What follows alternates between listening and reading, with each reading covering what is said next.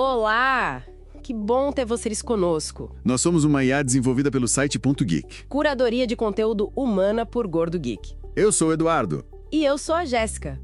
Aqui sempre fazemos uma investigação especial sobre um olhar geek de assuntos ligados à tecnologia, ciência, espaço e muito mais. Hoje a gente vai fundo na Anduril Industries. É uma empresa que tá, assim, dando o que falar no setor de defesa, né? Com certeza. Uma empresa que apareceu meio que do nada, para muitos, e já está desafiando os gigantes. Exato. A gente pesquisou bastante, temos aqui vários relatórios, PDFs, alguns vídeos também, para tentar entender a fundo o que é a Anduril.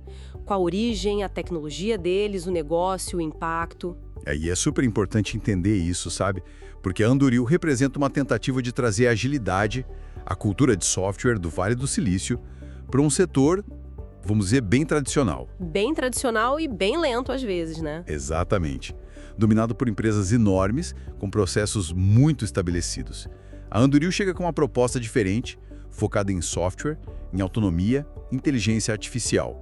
É uma quebra de paradigma interessante. Então vamos começar do começo mesmo. Como é que surgiu a Anduril? Quando foi isso? Bom, a fundação oficial foi em junho de 2017. Relativamente recente, se a gente pensar no setor de defesa. 6, 7 anos atrás, basicamente. E onde? Na Califórnia, em Costa Mesa. Bem no coração ali da tecnologia, mas com um pé na indústria aeroespacial também, que é forte na Califórnia. E quem estava por trás disso? Os fundadores? A lista de fundadores é bem interessante e já dá uma pista da mistura que é a empresa. Primeiro, o Palmer Luckey, né, o cara da Oculus VR, que vendeu para o Facebook. Sim, super conhecido. E a saída dele do Facebook foi meio conturbada, né? Foi bem conturbada. Teve aquela história de doação para um grupo político ligado ao Trump, alegações de posts anônimos. Enfim, ele saiu ou foi saído, dependendo da versão, e logo depois embarcou na Anduril. Isso com certeza foi um catalisador para ele. Entendi. Quem mais? Tinha o Trey Stevens, que veio do Founders Fund, o fundo do Peter Thiel. Parece que a tese inicial, a ideia de criar uma empresa assim, partiu muito dele. Ah, Founders Fund, Peter Thiel. Aí já conecta com Palantir, outra empresa de tecnologia que atua muito com o governo. Faz sentido. Totalmente. E aí vieram o Brian Shimp e o Matt Grimm, ambos ex-Palantir. O Shimp é o CEO hoje e o Grimm é o COO. Ou seja, gente que já entendia desse mundo de tecnologia aplicada a dados complexos e governo. E tinha mais alguém, né? Sim, o Joseph Chen. Ele também tinha passado pela Oculus e, curiosamente, era ex-paraquedista militar. Então trazia uma visão mais direta das necessidades de defesa. Uma mistura bem única, né? Tech, Venture Capital, experiência militar. E o nome, Anduril. Eu li que tem a ver com O Senhor dos Anéis. Isso mesmo. Andúril é o nome da espada reforjada do Aragorn, que significa a chama do oeste. É bem na linha do Peter Thiel, que também batizou a Palantir, inspirado no Tolkien. Parece que eles gostam dessa mística, né? Gostam, né? E desde o começo eles já miravam nesse mercado de defesa ou a ideia era outra? Não, desde o início o foco era defesa. A missão declarada era transformar a capacidade de defesa dos Estados Unidos e seus aliados usando tecnologia de ponta, principalmente inteligência artificial e hardware avançado conectado. O segmento era esse mesmo. Entendi. E como estava o mundo, o cenário geral, quando eles surgiram em 2017? Olha, 2017 foi um ano interessante geopoliticamente falando. A rivalidade entre Estados Unidos e China já estava, esquentando bastante. Lembro disso. Muita discussão sobre o avanço militar chinês. Exato. Preocupações com mísseis hipersônicos chineses, a expansão naval e, ao mesmo tempo, uma percepção, principalmente dentro de certos círculos militares e de tecnologia nos Estados Unidos, de que a inovação de defesa americana tinha meio que estagnado. Tipo, as grandes empresas estavam focadas em plataformas enormes, caríssimas, que levavam décadas para desenvolver. Exatamente. E o Pentágono estava sendo criticado por processos de aquisição muito lentos que não conseguiam acompanhar a velocidade da tecnologia, especialmente software e IA. E economicamente, como estava o setor de defesa? Era um cenário misto. Nos Estados Unidos e na Europa, os orçamentos de defesa estavam sob bastante escrutínio, sabe? Depois de anos de guerras no Iraque e Afeganistão. Mas, por outro lado, você via crescimento nos gastos no Oriente Médio e na Ásia-Pacífico, justamente por causa dessas tensões geopolíticas. E tinha a questão cultural também, né? O Vale do Silício meio que torcia o nariz para trabalhar com defesa. Muito. Depois das revelações do Snowden e com uma cultura mais, digamos, libertária ou progressista em muitas empresas de tech, havia uma resistência grande a desenvolver tecnologia para fins militares.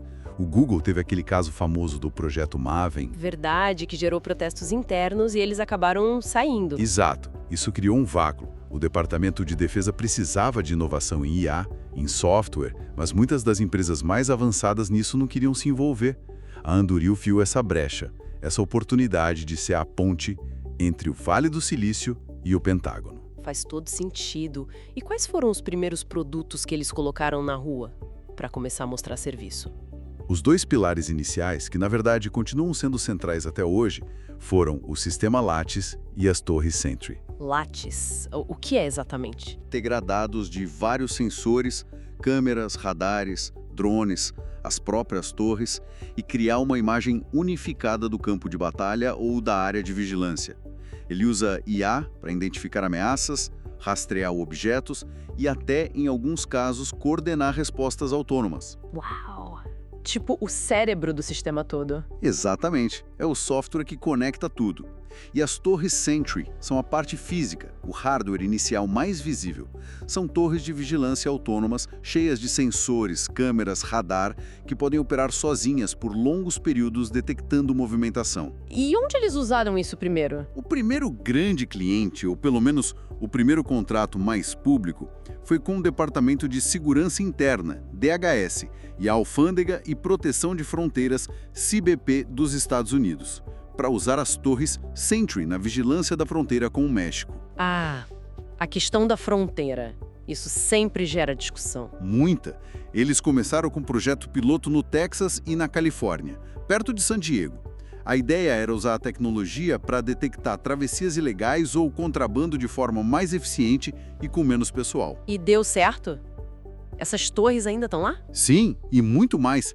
Até uma data recente, acho que setembro de 2024, já tinham cerca de 300 torres Sentry implantadas ao longo da fronteira sul. Estimava-se que cobriam algo como 30% da fronteira.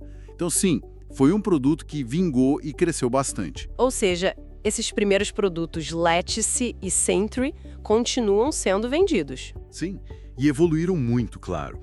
O Lattice hoje integra uma gama muito maior de sistemas, incluindo drones, submarinos, sistemas anti-drone, e as torres Sentry também foram aprimoradas. Mas a base está lá. Então, eles não precisaram pivotar, mudar radicalmente de direção. O foco em defesa com IA e hardware conectado se manteve. Exatamente. Eles não pivotaram. A visão inicial era essa e eles só foram aprofundando e expandindo dentro desse mesmo grande segmento. Teve até uma história curiosa no começo de um projeto paralelo com o Jamie Hyneman, aquele do Mythbusters. Sério? O que era? Era um projeto para desenvolver um tanque de combate a incêndios florestais, mas parece que não foi para frente por razões mais políticas ou comerciais, como disseram. Não decolou. O foco principal sempre foi defesa e segurança. Interessante. E para bancar tudo isso no começo, quem colocou dinheiro? Quem foram os primeiros investidores? Bom, como eu mencionei, o Trey Stevens veio do Founders Fund. Então, naturalmente, o Founders Fund foi o investidor anjo, o primeiro a colocar dinheiro, seed. O Peter Thiel apostando na ideia desde o dia zero. Faz sentido, com a conexão da Palantir e a tese do Stevens. E depois? Depois a coisa engrenou de um jeito impressionante. As rodadas de investimento foram ficando cada vez maiores e a avaliação da empresa explodiu. Tipo, quanto? Olha, em 2019, eles levantaram uma série B de 120 milhões de dólares e a avaliação já passou de 1 bilhão.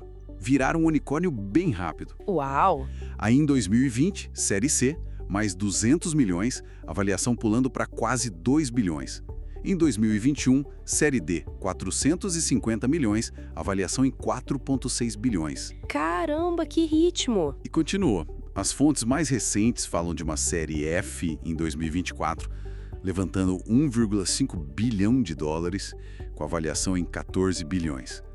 E agora, em meados de 2025, já se fala numa série G de 2,5 bilhões, que teria levado a avaliação para estratosféricos 30,5 bilhões de dólares. 30 bilhões e meio de dólares. Para uma empresa fundada em 2017, é muita coisa. É muita coisa.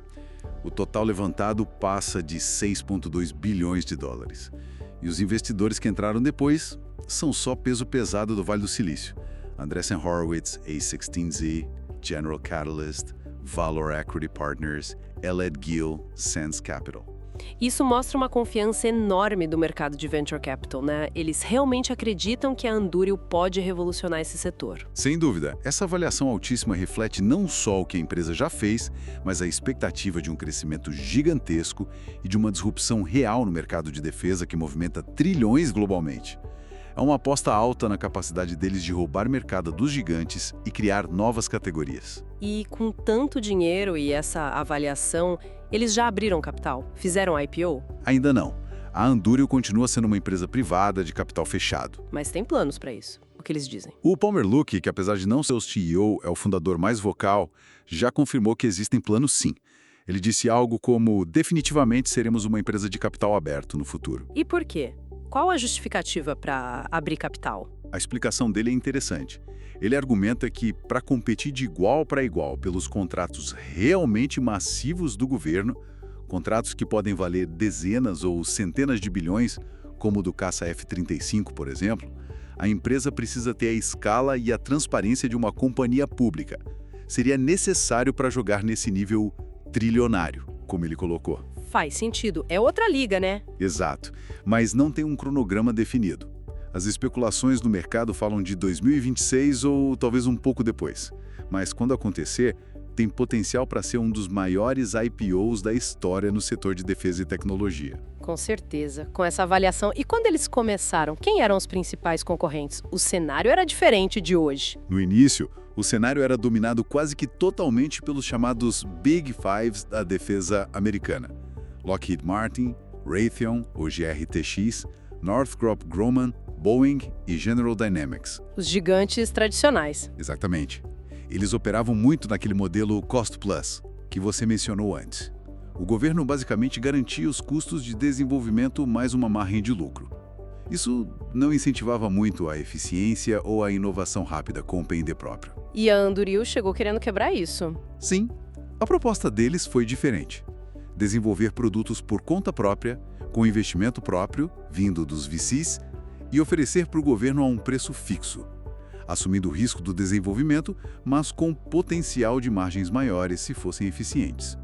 Isso foi um desafio direto ao modelo estabelecido. E hoje, quem são os concorrentes? Só esses gigantes ou surgiram outros? Hoje a competição é mais ampla. Claro, eles ainda competem diretamente com os Big Five em muitas licitações grandes. Mas também surgiu uma nova safra de startups de Defense Tech. Empresas que também tentam trazer inovação rápida para o setor. Tipo quem? Nomes como Shield AI, que também foca muito em autonomia para aeronaves, CX2, Acrate, Independent Robotics, New Space R&T, Second Front Systems. São várias tentando abocanhar um pedaço desse mercado com abordagens mais ágeis. E o que diferencia a Anduril na visão deles e do mercado? Acho que são alguns pontos-chave. Primeiro, a velocidade de desenvolvimento. Eles se orgulham de ir do conceito ao protótipo e à produção muito mais rápido que os tradicionais. Segundo, a agilidade e a cultura de software herdada do Vale do Silício, com atualizações constantes, arquitetura aberta. O Lattice OS como centro de tudo, né? O integrador de todo o hardware. E também essa disposição de desenvolver produtos proativamente, antecipando necessidades futuras do governo, em vez de só responder a requisitos já definidos.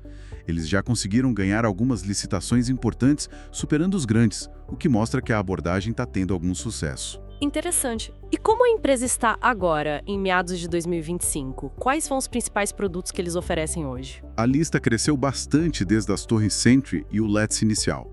O Lattice OS continua sendo o coração, claro. As torres Sentry ainda são um produto importante para a vigilância. Mas tem muito mais coisa, né? Drones, sim, muitos sistemas não tripulados. Tem o Ghost e o Ghost X, que são drones menores, tipo helicópteros, para reconhecimento e vigilância. Tem o Fury, um drone maior, de asa fixa para missões mais longas. Tem a família Altius, que são drones lançados do ar, menores, para várias funções, inclusive ataque. E sistemas antidrone também. Com certeza. O Roadrunner é um sistema bem interessante, um interceptador reutilizável, quase um míssil drone. Tem o Anvil, um drone menor feito para interceptar outros drones fisicamente, tipo kamikaze. E no mar? Eles entraram forte nisso também. Compraram uma empresa e desenvolveram o Dive LD, um submarino autônomo grande para missões longas de reconhecimento e vigilância submarina. E mísseis, armas com Longhorns? Sim, estão entrando nisso. Tem o Barracuda, que seria um sistema de defesa de ponto, talvez um míssil interceptador. E o Menace, que é um sistema de comando e controle C4 integrado. Tem também o WISP, um sistema de energia direcionada, tipo um laser ou micro-ondas para derrubar drones. Uau, é um portfólio bem completo já. E até motores de foguete? Sim, eles compraram uma empresa chamada Adronos, que desenvolvia propelentes sólidos avançados para foguetes e mísseis. Então, estão verticalizando em algumas áreas-chave. Impressionante a expansão. E financeiramente, como eles estão? A gente falou da avaliação, mas e receita, lucro? Como é uma empresa privada, os números exatos não são públicos. Mas as estimativas e o que a empresa divulga apontam para um crescimento muito rápido. Para 2024, a expectativa era atingir US$ 1 bilhão em receita. 1 bilhão? Vindo de quanto, mais ou menos? Bem mais baixo. As fontes indicam algo como 420 milhões de dólares em 2023. Ou seja, mais que dobrando a receita em um ano. O crescimento desde 2018 tem sido exponencial.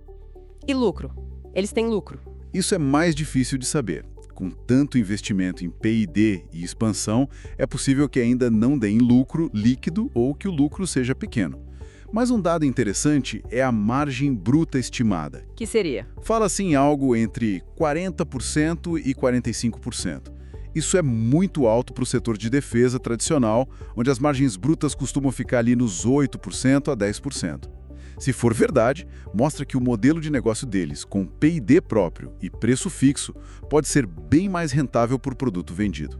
Entendi. E eles têm planos de expansão grandes, né? Ouvi falar de uma fábrica enorme. Sim, o projeto Arsenal 1.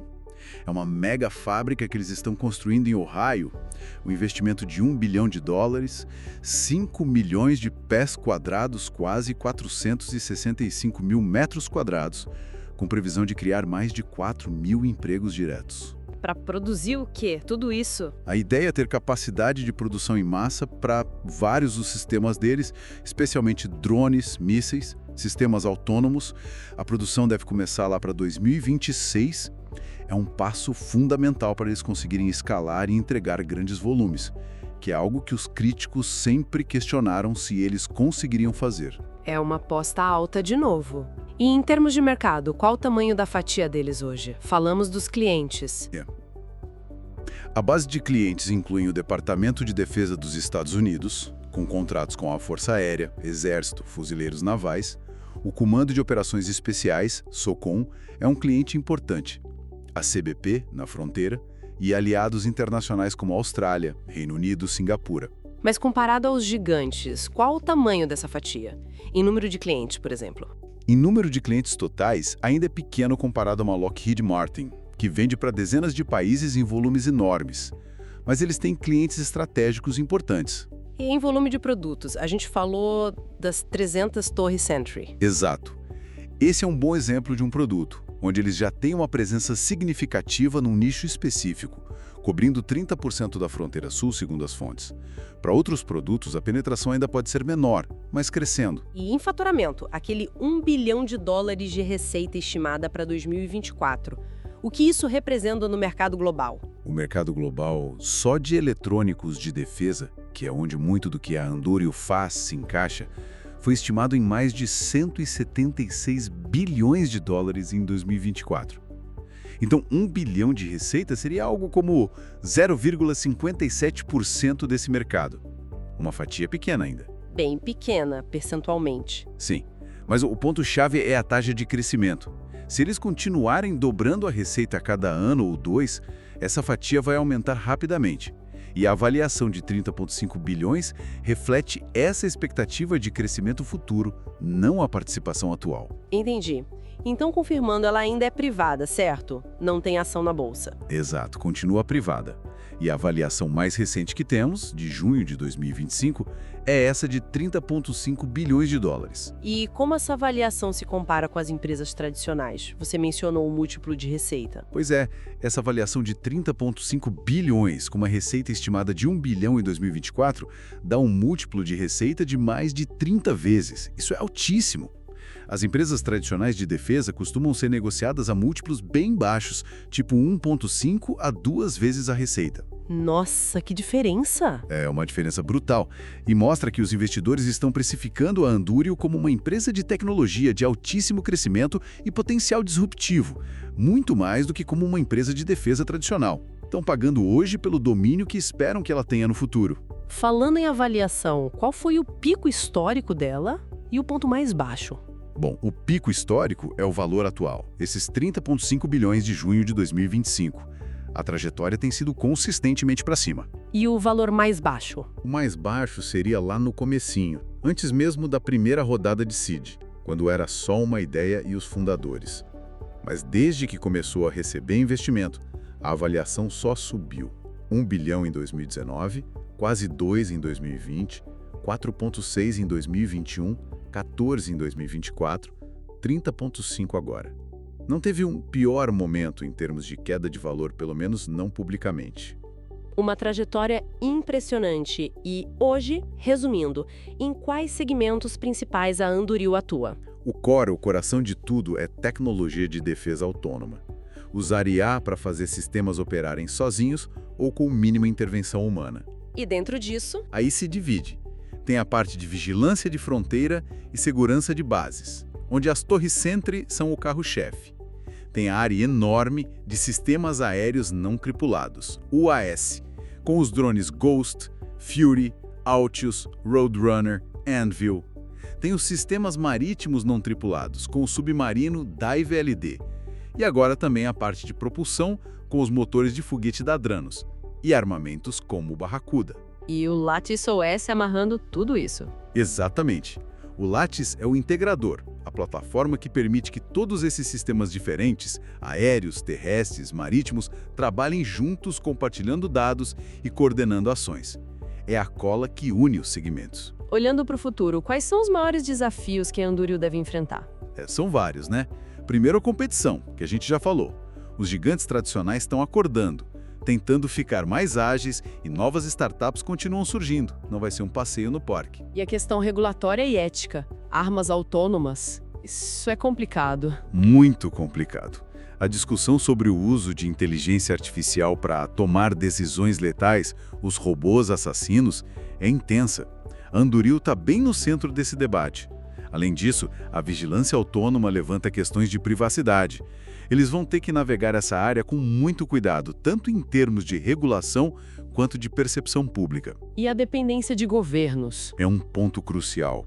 As fontes indicam que cerca de 85% da receita ainda vem de contratos governamentais.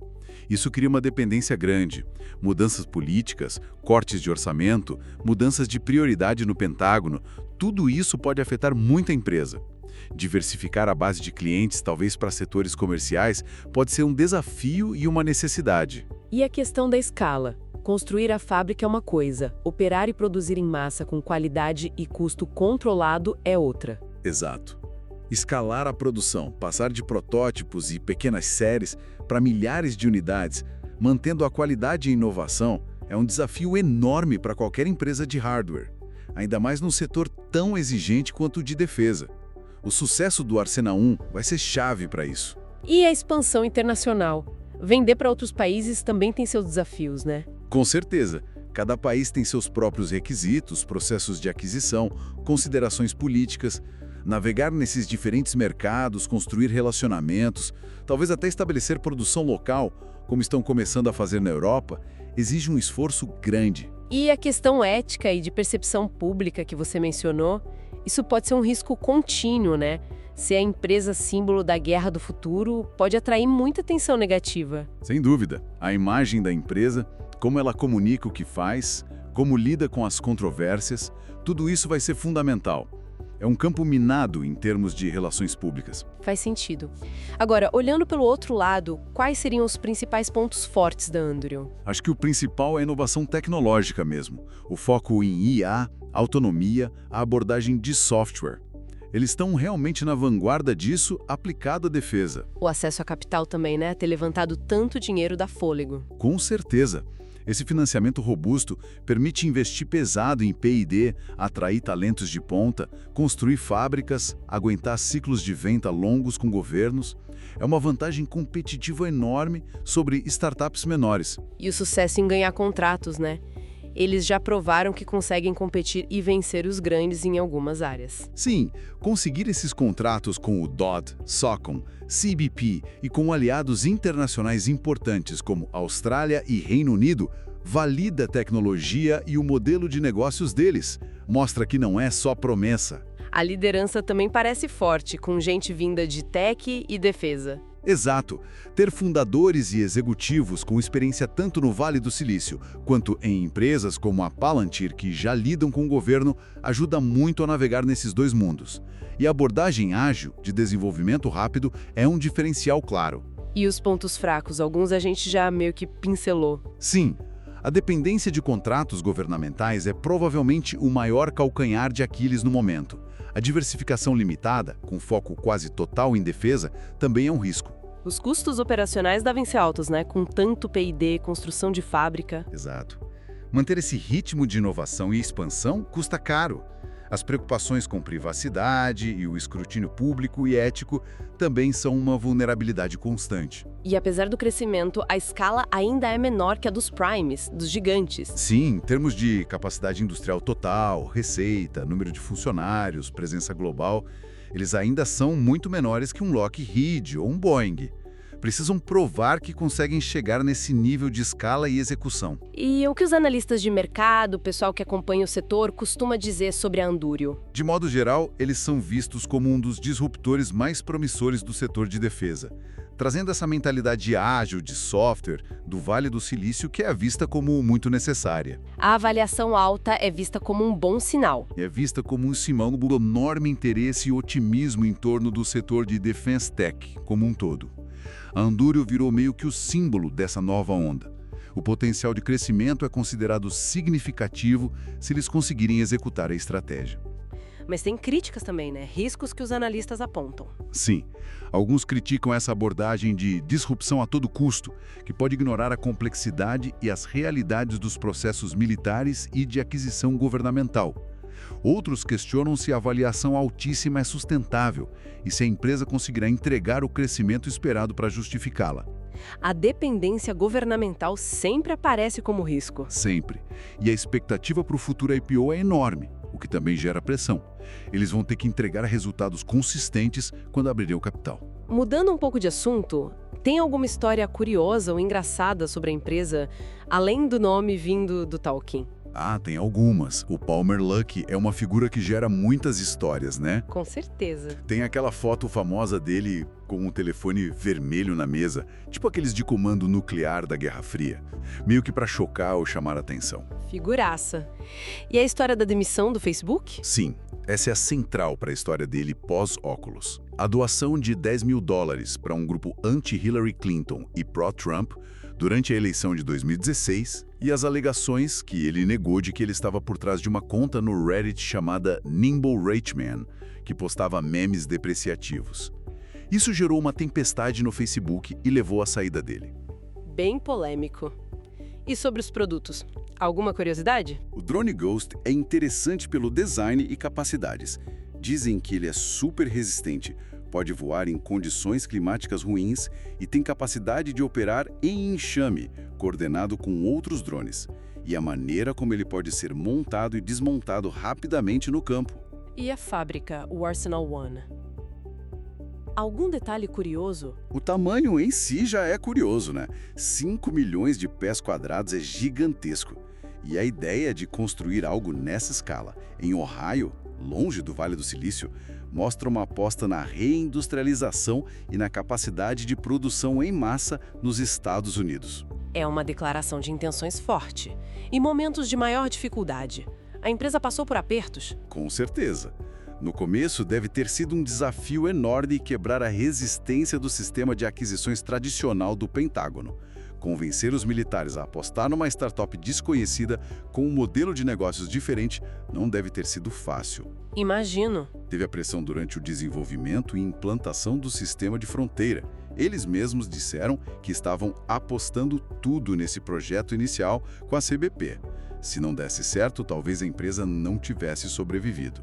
A polêmica da saída do Lucky do Facebook, mesmo sendo antes da Anduril, acabou respingando na imagem da empresa no começo. Provavelmente sim. Associar a empresa a uma figura tão controversa pode ter fechado algumas portas ou gerado desconfiança em certos setores, especialmente no Vale do Silício, que eles queriam atrair talentos. E mais recentemente, Briga judicial com ex-acionistas de uma empresa que eles compraram, a Área I, que fazia os drones Altius. Isso pode indicar alguns desafios na integração de empresas adquiridas. E também sofreram sanções simbólicas da China por causa de vendas de tecnologia que poderiam ir para Taiwan. Nada que afete muito o negócio, mas mostra as tensões geopolíticas em que eles atuam. entendi. E falando em atuação global, em quais mercados eles estão hoje? Onde eles vendem? O principal mercado disparado ainda são os Estados Unidos. É onde estão os maiores clientes. Departamento de Defesa, Força Aérea, Exército, Fuzileiros, SOCOM, CBP. A maior parte da receita vem daí, embora as fontes não detalhem o percentual exato. E fora dos Estados Unidos? Eles têm tido sucesso com aliados-chave. Na Austrália, ganharam um contrato importante para desenvolver um submarino autônomo extra-grande, o XA-AUV, baseado no DIVE-LD deles. Reino Unido também, né? Sim, o Reino Unido comprou drones Altius para doar para a Ucrânia, e a Anduril também está expandindo a presença local por lá, com escritórios e talvez produção futura.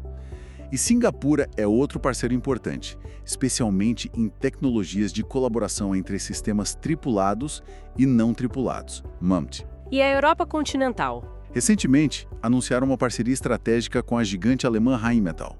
A ideia é levar os produtos da Anduril, como o drone Fury, o sistema Barracuda e os motores de foguete, para o mercado europeu, adaptando e talvez produzindo localmente com a Rheinmetall.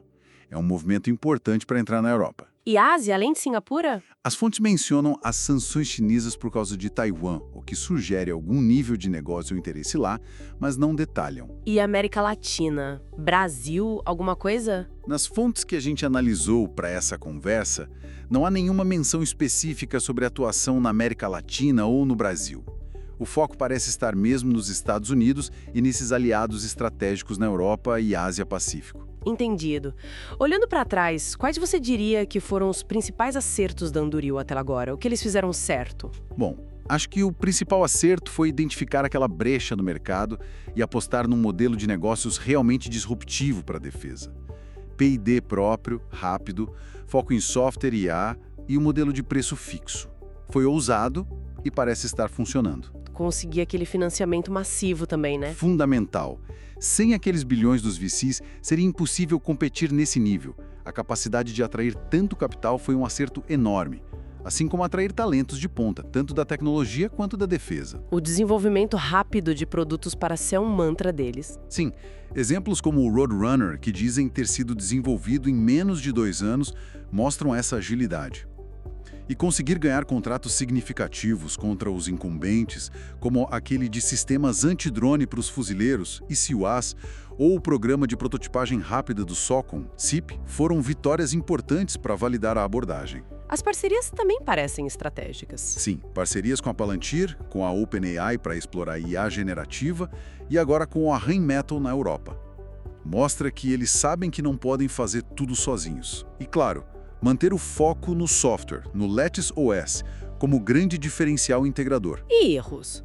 Onde eles tropeçaram ou o que poderiam ter feito diferente? As fontes falam sobre isso. As fontes não listam erros de forma explícita, sabe? É mais difícil apontar, mas a gente pode inferir algumas coisas. Como o quê? Aquele projeto do tanque de combate a incêndios que não deu certo pode ser visto como uma tentativa inicial que não ganhou tração, talvez um erro de avaliação de mercado ou de timing político-comercial. E o litígio com os ex-donos da área AI? Pode indicar que a integração da empresa adquirida não foi tão suave quanto deveria. Desafios pós-aquisição são comuns, mas um litígio nunca é um bom sinal. Talvez pudessem ter gerenciado melhor essa transição. Mas são mais especulações baseadas nos eventos do que erros confirmados nas fontes. Entendi. E sobre as lições para empresários, as fontes trazem algo nesse sentido? Não, as fontes que usamos focaram mais na análise da empresa, sua tecnologia, mercado e finanças. Não havia uma seção dedicada a lições aprendidas para outros empresários. Então, melhor a gente não entrar nisso para não inventar. Combinado. Vamos focar nas perguntas mais específicas, então. A primeira é sobre a inovação tecnológica.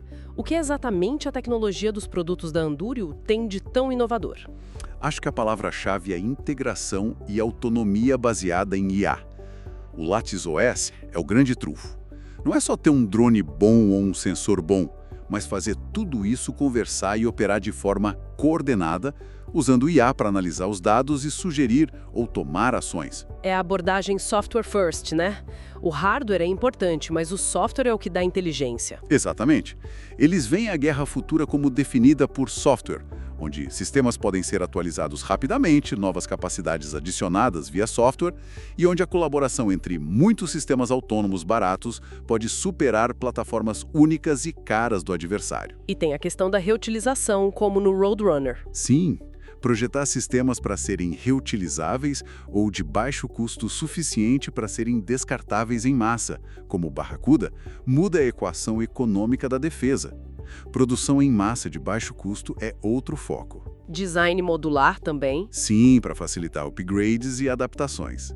Eles também usam muita tecnologia comercial adaptada, COTS, Commercial Off the Shelf, como motores para drones, o que acelera o desenvolvimento. E até impressão 3D para prototipagem e produção de algumas peças, como no submarino Dive LD.